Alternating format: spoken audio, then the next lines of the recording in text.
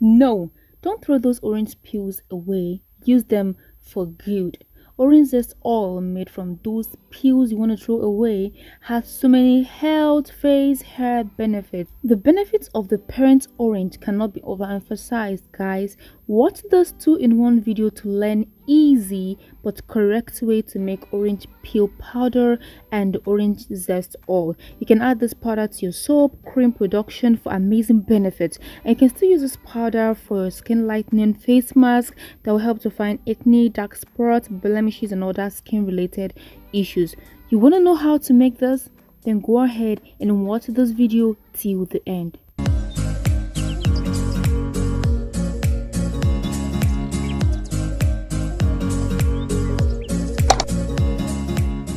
Alright, welcome back, lovelies. Go ahead and click on that subscribe button and the notification bell too. Thank you so much for doing that in advance. Alright, let me ask you, do you know that the orange peel contains vitamin C, an antioxidant that helps to maintain the oils of your skin? Orange peel removes dead skin cells and keep it toned, which makes it a very good ingredient in fighting face and skin related issues, problems and inflammations. And it also helps to brighten the skin and the face.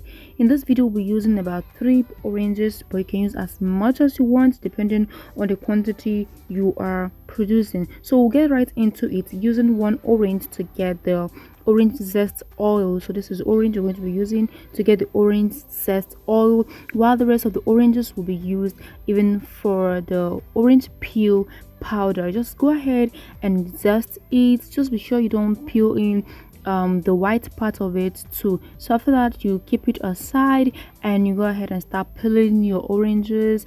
And one other thing I must tell you guys about this orange peel powder is that orange peel, used in face pack, help to deep cleanse your skin and pull out both black and white heads.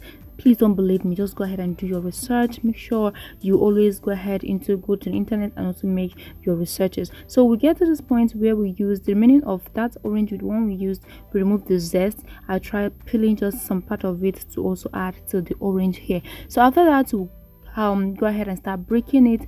Cutting it into pieces will help even the drying process, because if you leave it as the way it is long, it is going to delay it and it's going to take us more time even to dry it. And at the process, it might even start growing mold. So it's very important, after peeling the oranges, you break it into pieces. And at this point, I got some oil from that orange on my hands, so I had to rub it in. I can't let any of these things become a waste. That aside, you go ahead and spray out your mat, your nylon, whatever it is, and spread your orange peel.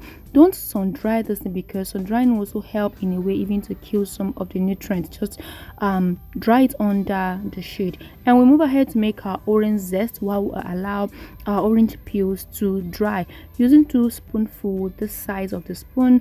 Then into your dry pot, add either some coconut oil or olive oil, but in this video I made use of olive oil because that was what I had at home. But and my coconut oil was almost finishing, so I had to use olive oil. Both olive oil and coconut oil are carrier oils, and make sure you do this on a very low heat. The heat in this place is even low, but you need to bring it even lower than this, and make sure you keep stirring and stirring. You need to do this on a very low heat and keep stirring until you see the color starts changing, and after that period you put off the fire and you allow it to come to a cool down. Then you can use a strainer, your coffee strainer.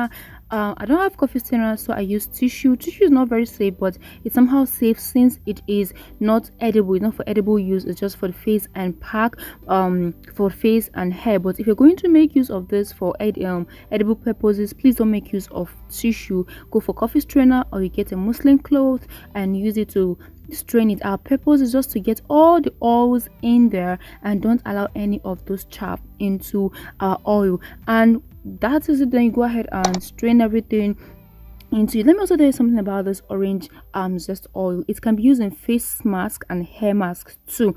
Yeah, it is very useful when you use it in face mask and oil mask. It helps to, the oil infuses vitamin C into our hair, which is essential for hair growth. So after doing that, you see the oil in my hand and you see how it feels. Like, it feels really good. It won't let your hand go dry. So you go ahead and store this in an amber container, a dark container, and don't use a plastic container if you really want to store it for a long time. And if you want to preserve this to extend the shelf life, just go ahead and add a capsule of vitamin E in it, or you store it in the refrigerator. Okay, after 5 days, this is exactly the 5th day, when my orange peels became really dry and crunchy.